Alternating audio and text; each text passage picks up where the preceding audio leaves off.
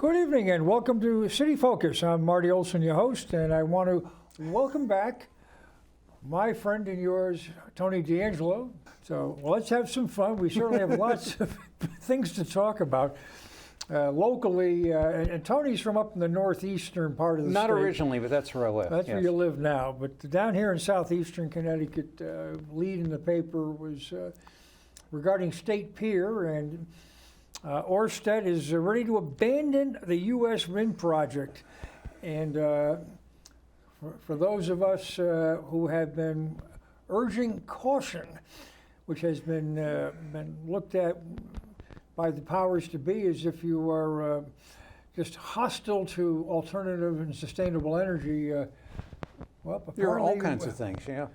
And what have we got ourselves into?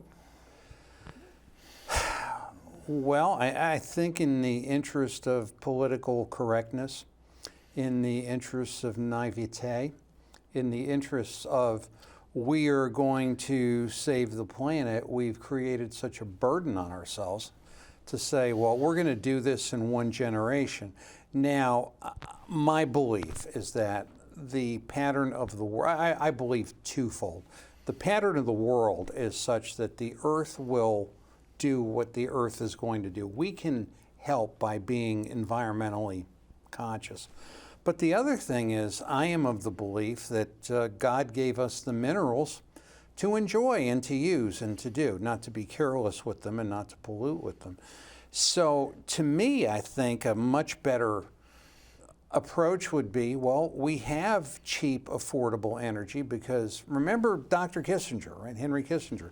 He who controls the energy controls the world. Now here we are, we're going to give up the control of what we would have and weaken the nation for the sake of the environment. That's kind of like you've got a horrible ice cream sundae, but you're going to have the best cherry. And it's just not a good way to go about things. But you know, that's being promoted, I would argue, by globalists and enemies of the United States. Well, yeah, sure. And I'm trying to argue it intellectually, but when you come right down to it, you're right. I mean, I will call it what I see. I mean, kind of the liberal pinheads that are trying to, elitists that are trying to dictate from above and take the United States down many, many pegs, as opposed to bringing everybody else up. Let's cut the United States down. And it's coming from many fronts. Education. Right down the line, Marty. Yeah, it's awful. I mean, what's happening currently, it's I don't know how we can get the ship righted. It seems to be on a very, very slippery slope, and this Green New Deal is a big part of that. We do not know. Actually, and the reason why we do not know is twofold. The people who may not be the great silent majority, we don't know what they're thinking. A lot of them probably looked at the Trump years and they didn't like the drama, they didn't like the trouble and the pushing and shoving, but yet they realized their gasoline was $1.98 a gallon. Their dollar made it around the grocery store. And their hours were more consistent and people were happier generally. They complained, their 401ks and their investment plans were doing better. And you didn't see our international enemies out poking as they are, such as Ukraine. Well, that's just it. Now they see something entirely different. Okay, they've removed a lot of the, whatever you want to call it, the hyperventilating and everything else, but domestically. So you don't know what that block of, you don't know the level of disgust. I don't know the level, none of us do. Then the other thing is we really don't know the, shall we say, how that all plays at the ballot box. So is it where people look at it and say, well, look, I can't afford an electric car. I'm tired of spending $8 a box for cereal. And that whole thing, you know, to your point of when does this split up, maybe that does it to where you have people come into office. It's like, okay, let's have sane energy policy. Let's have education that educates. Let's have borders that stay shut. Let's have police that actually police rather than become social workers and camp counselors, which has happened to a great degree. I mean, I'm a great police supporter. I think many times the police are the worst enemy by not policing, frankly. And you know, just this thing of, well, if you do that, you're all these horrible things. Well, unfortunately, sometimes you have to do the horrible things to actually get to somewhere. Well, I know that you know, the police are frequently, you know, they're dealing with the underbelly of society. All the time. I mean, you know, people aren't calling the police station to say, you know, Chief, you're doing a great job. Very, very, very rarely, yeah. People are calling the police because there's a problem. And oftentimes, you don't know exactly what the problem is when you arrive. Mm-hmm. And it can be very precarious. Life and death. So, I mean, I'm amazed here in Connecticut, and that's an area I know that you spend much of your time researching, and you also, as a weekly guest on our mutual friend Lee Elsie's program on 94.9, speak on state issues and state-related stuff. But when you had the Police Accountability Act, I mean, it was passed by a vote, and the vote that passed it was a New London state rep, Anthony Nolan, who was a cop at the time, voting against men and women in his own department. It's unbelievable. Yeah. He pandered to a constituency, and at the expense of his fellow police officers. Unbelievable. Unbelievable. I mean, it just, we're on public access, got to keep it clean, but it just, he really was short-sighted.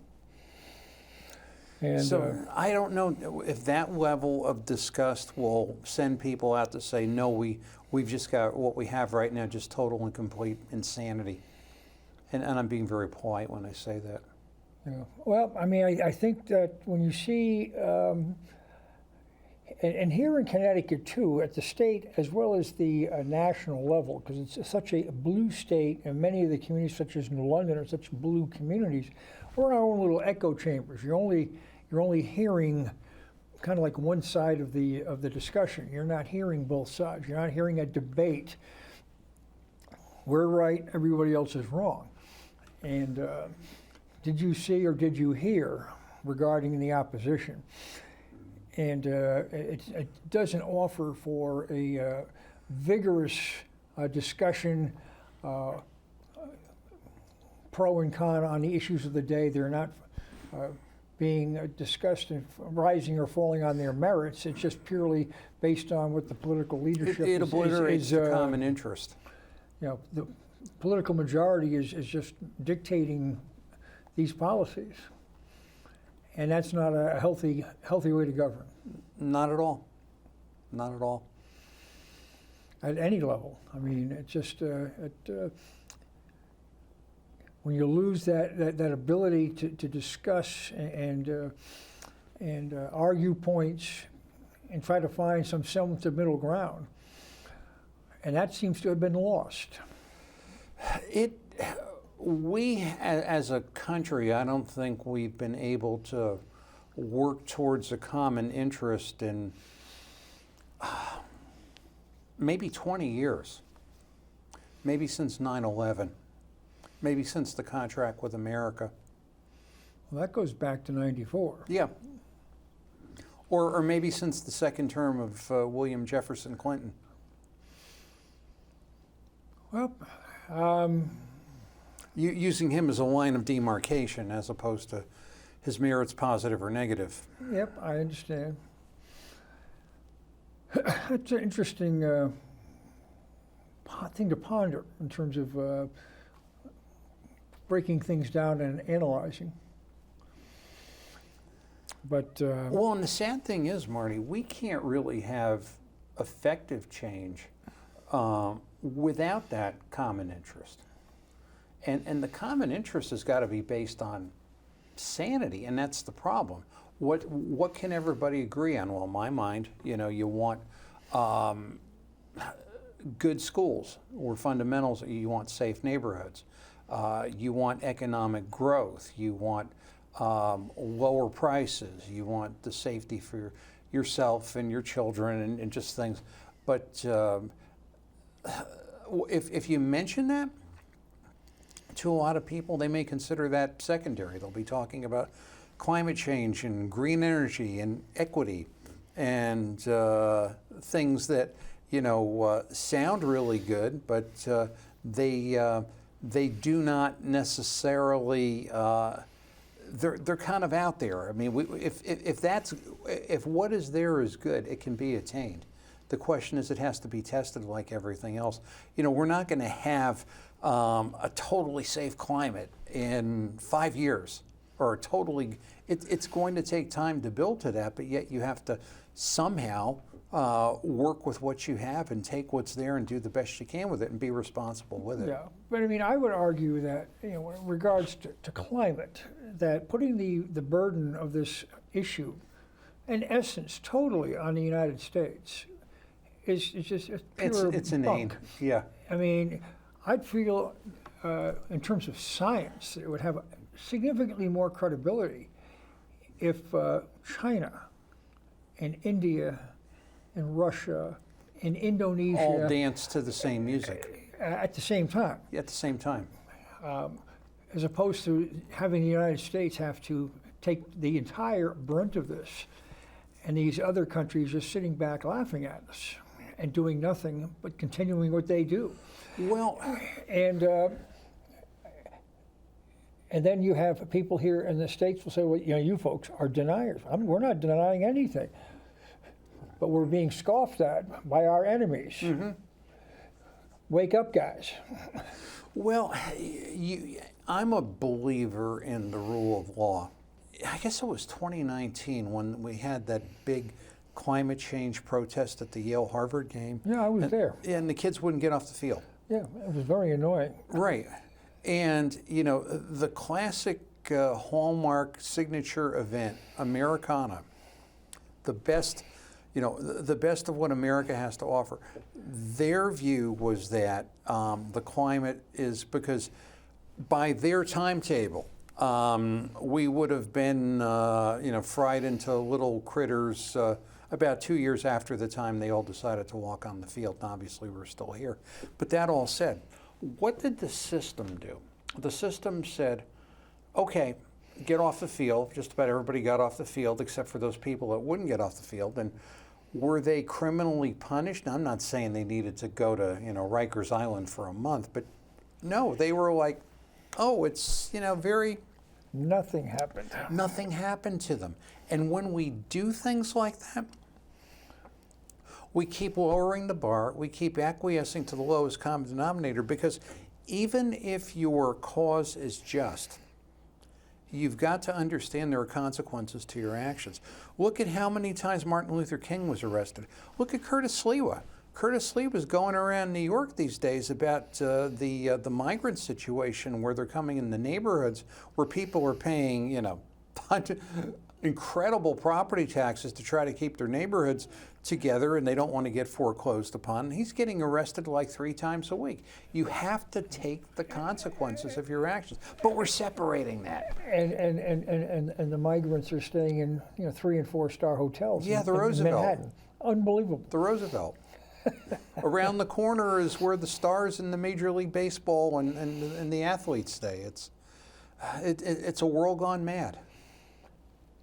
And like I say, I don't know how we put the gut check on this, but it's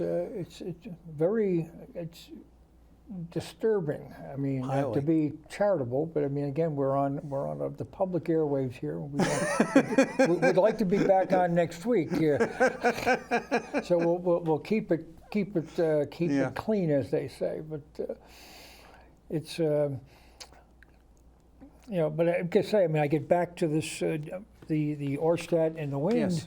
I mean, here the state of Connecticut has allowed itself to get boxed in and Orsted's going to come out of this thing relatively unscathed. Whether they do anything or they don't, they've got a 20-year lease. It's not clear in the article whether, if they fold their tents on this project, whether they still maintain that 20-year usage of this facility. I mean, the expense of filling in between the two piers to create this giant platform to construct these turbines. And what's going to happen? And the state taxpayers out 3 times what Orsted is, and and the chances of that growing are still there. My challenging question to myself is, whenever the state is forking over money to something, and it could be the building of a stadium. I'm not the current sports fan that you are, but I've attended a number of stadiums in my time and watched a lot of events, or be it the pier, or be it education, or be it the Yukon sports program. I don't think there's been a time, at least where I can remember, where the state has ever received the return on its outlay. And I'm being very polite. Most of this money has been thrown in the garbage, basically. It's provided a short-term boost of jobs. It's provided, a wonderful opportunity for politicians to come out and talk about how wonderful they are and how wonderful everything is. But in the end, we're always left with the wreckage. And we're never put in remembrance of the wreckage. It's like, well, let's go on to the next one that's going to save us. And we're always forking over money. And we, and the communities where this occurs, and it's like you're being held hostage. Exactly. If you don't do this, we're going to leave. And corporate welfare, that'll leave us here till 10 o'clock at night if you get me started on that.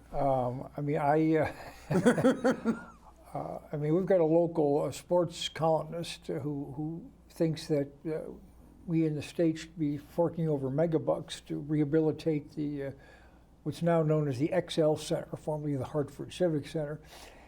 And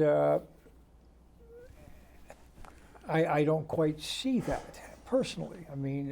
This is for, we're not going to get another National Hockey League team, I don't believe. We're too small a market, and we're in between New York and Boston, which are 2 huge markets. And so it's a playground for Yukon men's and women's basketball for half their games, because they play the other half on campus. Right. And they've just completed a very, very expensive, small hockey rink on campus. So they're cutting back on their hockey use in downtown Hartford. So who's going to use this facility if they... Well, you don't... It's almost like Shoreline East. They've got brand new cars, and they're calling for cutting the service because there's not enough ridership. But you're able to build a railroad, and you were able to have this wonderful thing until you couldn't sustain it anymore, and then we're left with the wreckage. No one's going to come to Hartford until something is done about Hartford. It's a horrible place to get into. I did it for years. I took my wife to work at St. Francis and took her out. It used to be, okay, we're back into hellhole Hartford, the most illogical traffic layout in the world, unsafe, ill thought of. It was done, apparently, from what I understand, from what the people slightly older than I were, it was done to accommodate the G. Fox stores. That was another disaster, right? And then when they pulled out, we were left with this checkerboard with no checkers, and then everything with Hartford. Excuse me, people aren't going to come into Hartford if they don't feel that they're safe to come. And that's true, I didn't give it as much serious thought at the time. But when the Hartford Whalers picked up and left, and you lost their 40, 50 dates a year, that was a huge, huge hit into downtown Hartford. And you're replacing it with minor league hockey and college sports. And many of the restaurants that were being supported by the Civic and the immediate neighborhood have long gone. The Russian lady, the Gianfritos. I mean, it just they stayed as long as they could, but I mean, there's not enough going on in that area if there's no activity at the arena. And it's a minor league college environment that you're not filling that building, and you're not doing it often enough. And if you don't make people feel safe and comfortable to want to come in from the suburbs, they will find some other venue that they can go to.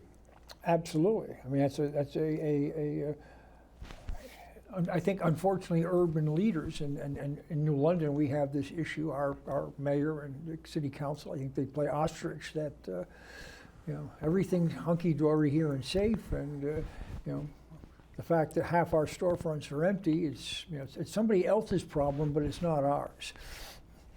And they won't put the police where they're visible downtown, where people feel safe and comfortable and at ease, that they'll want to be there and spend some money and enjoy themselves. And they don't. And they don't. And that's the sad thing, because I've seen so many small business people come, invest in a city only to be, literally screwed and messed over. And, then it's, what do they do other than try to do it somewhere else?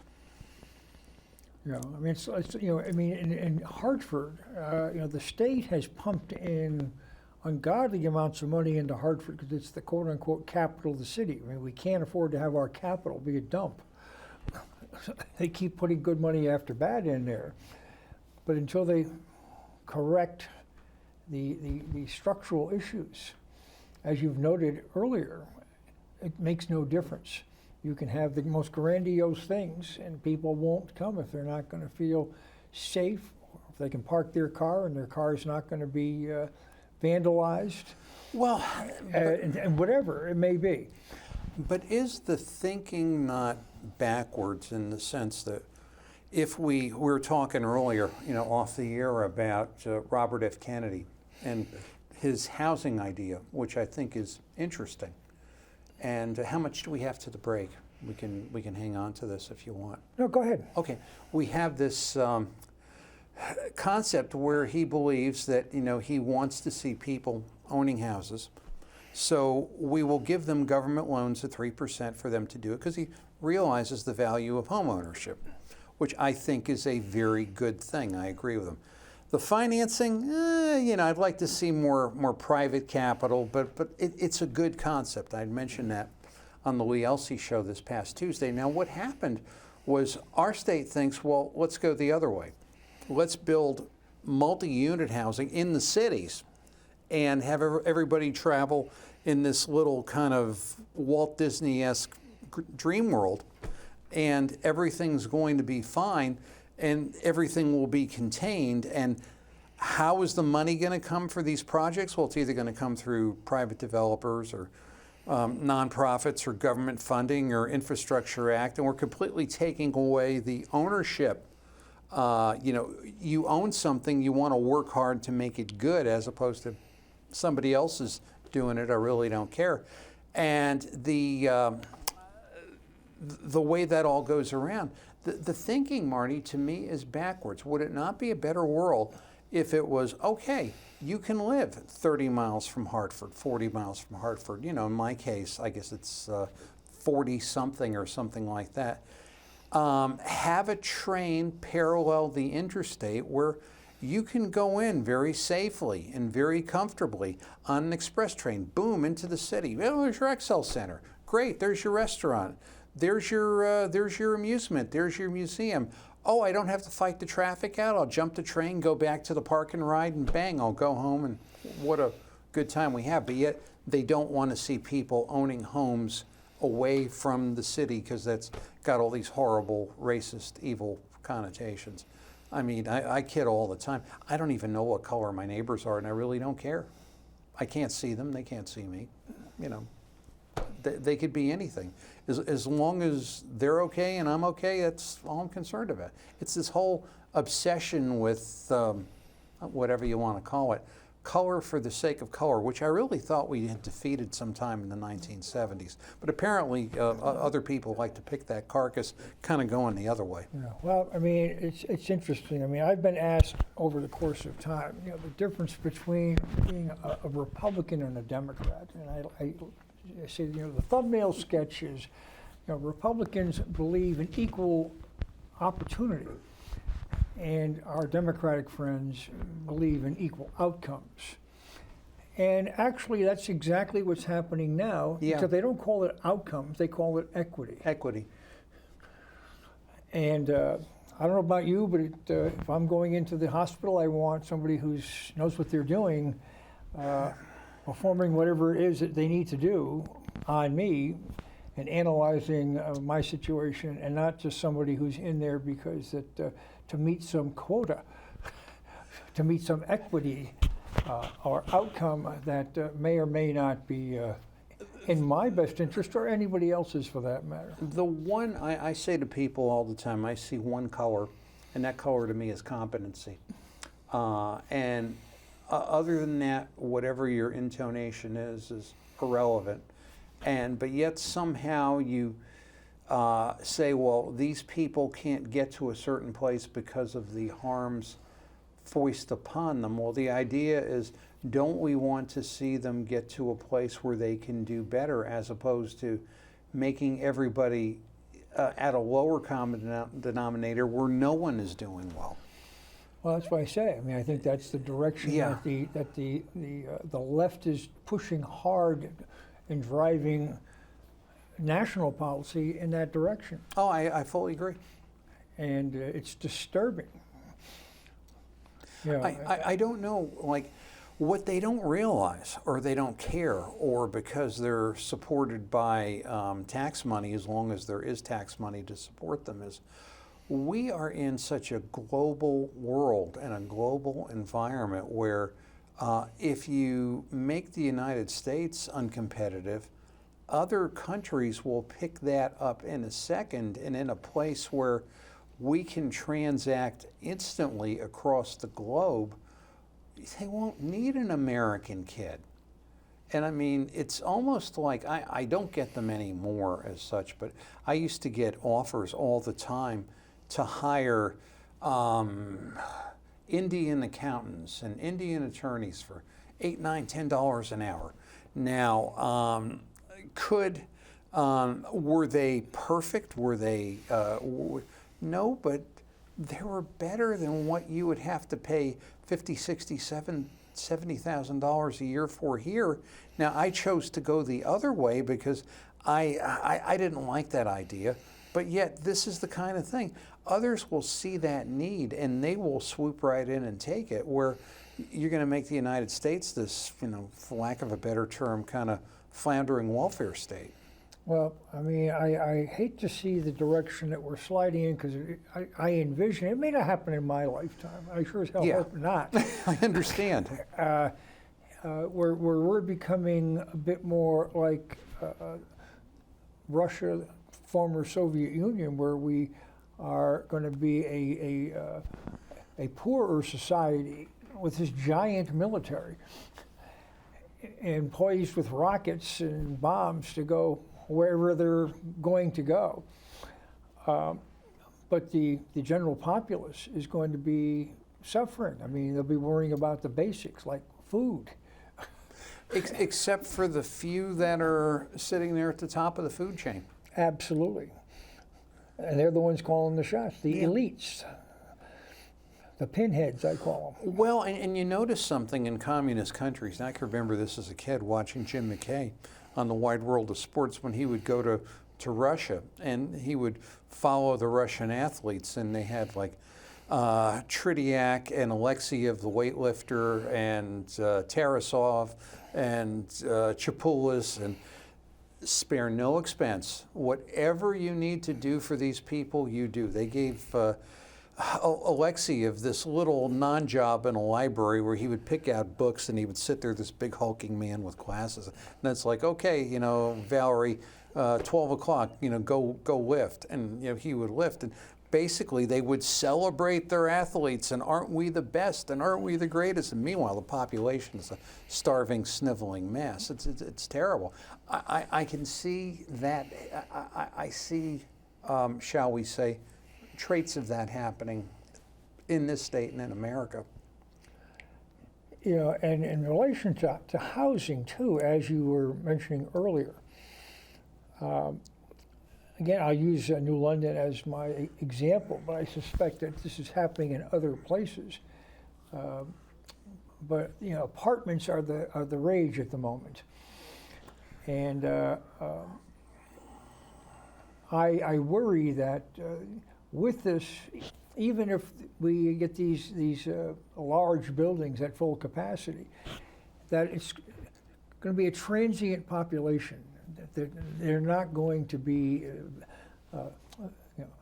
vested and feeling that they are going to have to give back, because when you're an apartment dweller, it's much easier to pick up and go. You don't have a commitment to the Something changes community. in your life. Yeah. I mean, you get married, you have children, there's school, there's family, but you can pick up and go. And where that may preclude you from taking a more prominent position or role in the community and giving back to make that community better. If only to improve the lives of yourself and your children, and to take an interest in the schools and the sports teams and the surroundings and the safety and the cleanliness. Yeah.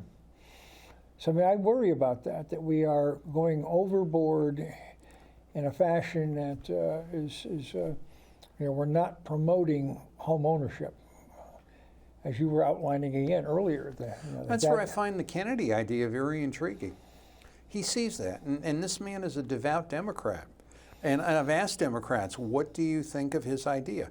Would you support him if he were the Democratic nominee? I think he's got, probably a snowball's chance in hell about that. But it's silence, because I think, Marty, they know what they're proposing. When you hold it up to logic, is a sham, and they can't defend it. So the only thing they can do is just be very dogmatic about it. Well, they have no ideas. I mean, that's why all you hear is Trump. Right. It always comes back to Trump. It's, he's not president right now. Biden is. What is he doing? Well, and there's a paralysis with Trump, which really I do not understand. To me, it shows a horrible lack of maturity. For example, I know a lot of local Republicans, from what I've seen, from what I've heard, from what they've told me, they're terrified about being asked the Trump question. What happens to me if they ask me about Trump? And I say, well, it's simple. Right. Why can't you separate the good that the man did from the man himself? I mean, I can't do that. Well, it's easy, right? Look at your car. What is it? It's a Volkswagen, right? How did the Volkswagen get started? I don't know. Well, try Adolf Hitler in Germany in 1938. Obviously, that was a good idea, the one Ford. Now, the man you can have. You can keep the man. But it's that, why can't we do that with Donald Trump? Why can't we talk about, safe streets and borders and energy independence? And, leave the man's personal thing aside if you don't like it. I don't like a lot of it personally. I don't see the need for it. But I do like some things he didn't do right, some things I really love. Why can't we concentrate on the policies? We're always talking about the personal proclivities and stupidities of these people. That's not going to make my bread price lower. It really isn't. Under the current administration, your bread prices are higher. Yeah. It's amazing with the left. I mean, and how they're protecting the occupant of 1600 Pennsylvania. Does he even know he's there? I wonder sometimes. But I mean, for those who, have forgotten, his first campaign for president, which I believe was in '88. I believe that's right. his campaign got derailed because he was a plagiarizer. It's plagiarist. And you know what? He was then. By definition, he's always been, always will be. Yeah. And it was enough to derail his campaign many years ago. And now it's like it's forgotten. It's not important anymore. But you listen to many of his remarks and speeches. I mean, it's like he continues to function in that same capacity. Original thought and Joe Biden are not. Never ever. But people have bought into that out of almost the paranoia of Mr. Trump. And I don't understand that. I mean, why can't we don't seem to be able to separate out the concepts anymore from the people. Like we were talking earlier, and there was a discussion today on Lee's show about I like the term Red Janke used, called a bedmate of Barack Obama, who was male. And, Obama's a fraud. Well, okay, maybe Obama is a fraud, but again, that's not going to lower what I'm paying for gasoline. I'm interested in paying a lower price for gasoline and keeping my costs and improving my standard of living.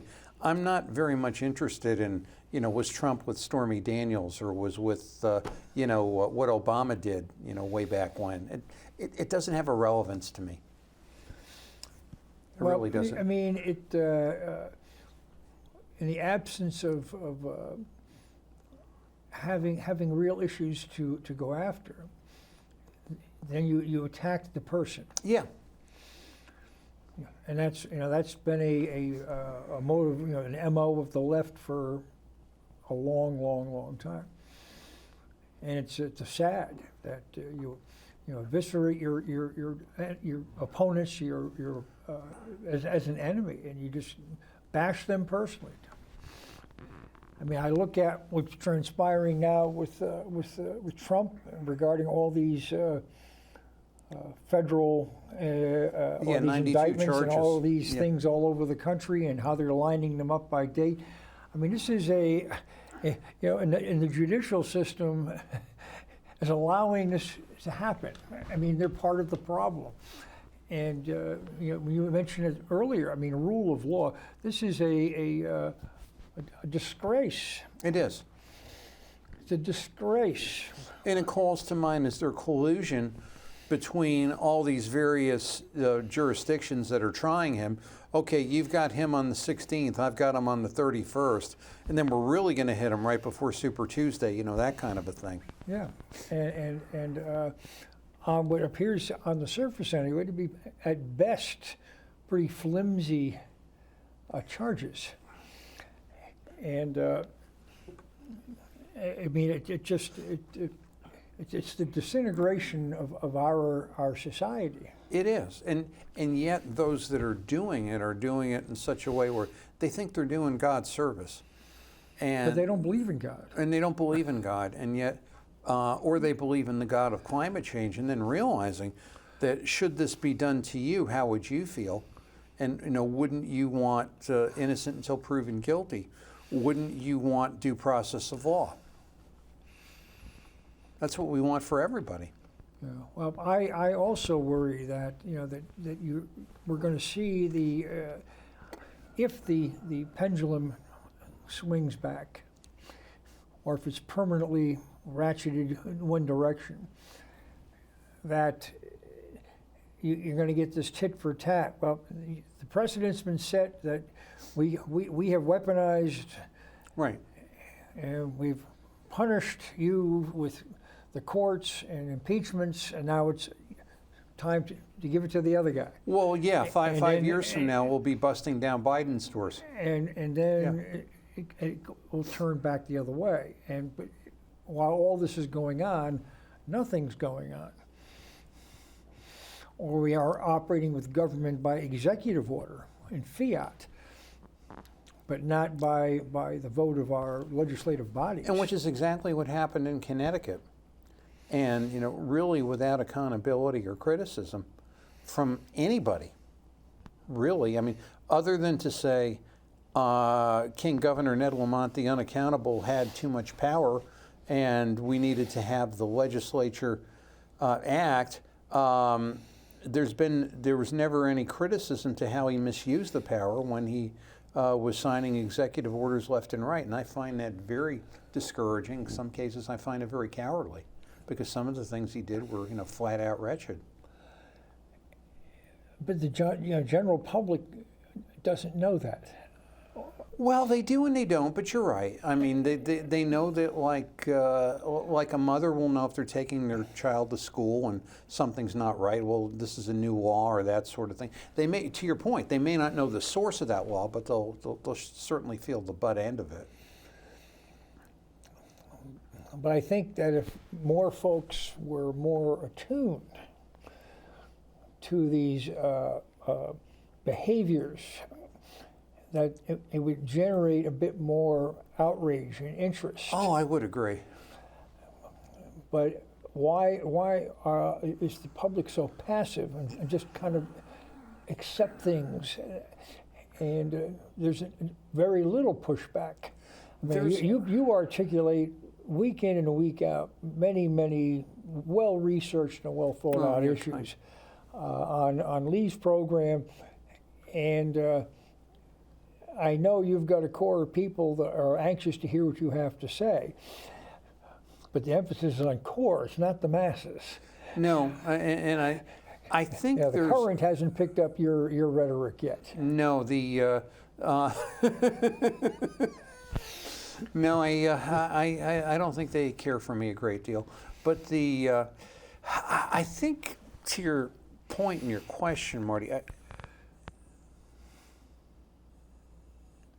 to a political body just wanting to push power, their best weapon is being able to have a number of ignorant citizens, ignorant of their rights as citizens, and just as, God created human beings where they can do something. And there's a lot they could do for themselves, and there's a lot of rights that they are told they don't have, which they do.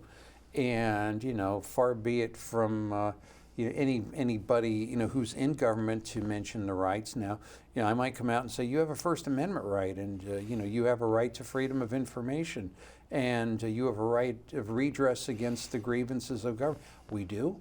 We never knew we had that. I mean, honestly, truthfully, they are told that they don't have the rights, so they don't exercise them. And then I think a lot of times, if what's around them in media, to the degree they partake in media, in the newspapers, which have a lot of state support, the broadcasting, which is very slanted towards the powers that be, the faith that they get from here comes from their hearing, and they're not hearing an alternative voice. They're not looking at something saying something's not right. Very few people are. Now, I think if human nature's been any indication through the years, there will come a time when a large amount of them will become incredibly disappointed, and hopefully they've got the shall I say, the desire to push back, and they're just not so beaten down at that point that they won't. But this, which I guess is kind of how the communist mind game works. Well, I'm hoping that we will see.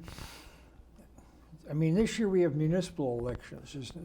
It's all in Connecticut anyway. I don't know about other states, but our mayors and first selectmen and town councils, city councils, aldermen, et cetera, their school boards are up for election this year in the state of Connecticut, and whether there's an element of pushback and turnover, or if it's just going to be same old. Interesting you mention that. I often think about Virginia, and I think of Glenn Youngkin, and who, I think he is potential presidential material. He's hanging back right now, and I think wisely. But what did he do What he did is something that our state Republican Party and candidates should have done and did not do, which is he took an interest in all these races, the school boards, the local races, the selectmen, whatever, and would actually endorse school board candidates saying, you guys are going to do education, you're not going to do critical race theory and equity. You know, he went to that. Now, what we've done here is we've said, oh, local issue, no, they want to have them, that's, no, he gave them a bright line and they met it.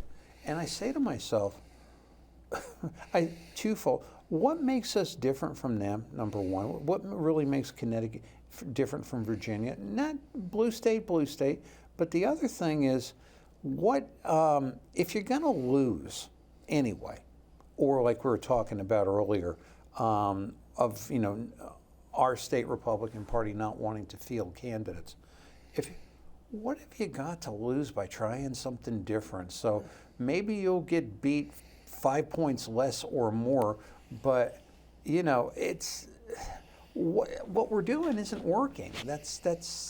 We're just going to warm over failure and repackage it and try it again, and everything's going to be okay. Well, that method's been we've tried that, tried, and it's been tried and refried. Yeah, and chopped, made for leftovers. Yeah, right down the line. The results are amazingly coming out rather similar, time after time. Time after time. So it's amazing. But that to me would be the right thing to do. Get these moms and say, we're going to do this for you. We're going to, we're not going to shut the school down, and we're going to have, we're going to be teaching education. Your kids will be safe in school. And oh yeah, we're going to put in resource officers, and we're going to teach respect, and we're going to teach manners. And they don't have, and something, a lot of people will be upset. Let the people decide what's there, but give them something to decide upon. We're not even doing that. Isn't that the truth? This was in the paper this morning, the day paper. Mm-hmm. Some schools are letting students out early due to hot weather. Isn't that something? And I just was floored by this, that irrelevant to the impact on letting kids out early in terms of going home to empty homes, or parents or guardians have to stay home, lose a day's pay because of this. But when did we get so soft that we can't sit in a classroom and learn, and the adults can't teach? Well, I'm flabbergasted by this. We're not conditioned anymore. We certainly don't condition our young people to perform during difficult circumstances. And it was easy, I think, in my generation, which was, I'll go back to when I was in 9th grade, barely got through the 8th grade. And our guidance counselor, God bless her to this day, Eleanor Scheer, got a bunch of us in a room who were like borderline whatever, and said, look, what you determine today will determine if you go on to a safe existence, or will determine if you continue to do what you do, and you will be dead in a rice paddy in Vietnam. Take your pick. What are you going to do? You're going to study? You're going to be a goof? Yeah. Easy. Well, but that message got through to many people. It sure did. I guess today we just acquiesce to the lowest common denominator, and we live the result. And that's something too that I think that we have lost. There's no shared sacrifice anymore. No. I mean, that was, some of the things over the course of the history of the United States has been that level of shared sacrifice that has bound us together, where we could have discourse and discussions and disagreements, and ultimately move forward. And that's one of the privileges of our governance and government and our Constitution, is that it allows for change made by the people. Now, it may not come at the pace that some folks would like, but it can happen. You don't have to wait for an edict from above. No, you don't. You Well, it know. may not be in the folks in the upper echelon's best interest to have those changes because they will lose their grip on authority. We don't seem to want to do that anymore, and it's we're all suffering because of it. You know, I mean, we had a very brief outline of this after 9/11, but it didn't last long. Maybe a few weeks.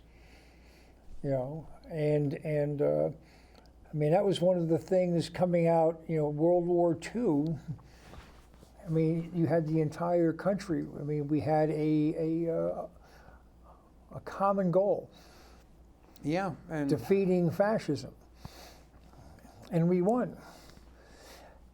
it took a lot. We don't realize what it took, and the sacrifices that were made. And winning the Cold War, ironically, seems to have come back and bit us in the backside because we've lost that common goal. We certainly have. You know, we don't have those nasty commies and those Ruskies. It's Well, when we went to school, and we're the same generation, it was always you've got to walk and do the President's Council on Physical Fitness because you have to beat the Russian. You've got to study hard to beat the Russian. You've got to perform in sports to beat the Russian. Now, if we're beating something, we're like being inequitable or something. I don't understand it. yeah. And it brings us to, and it's just so garbled and twisted. Well, you know, Tony, we've covered the world here, yeah. and we've managed to hit the back wall here, and I want to thank you for carving out some time here this evening. It's my pleasure. Thank you for having me. Always enjoy having you down to chat about We'll whatever do it we again decide soon. to. And to folks, thank you for watching City Focus tonight. And I've been advised that the studio is going to be closed next week, so you'll get a rerun next week. I'm not sure which one, but we'll have a new guest in a couple of weeks, and we'll look forward to seeing you then. But for now, good night. Good night, everybody. Thank you.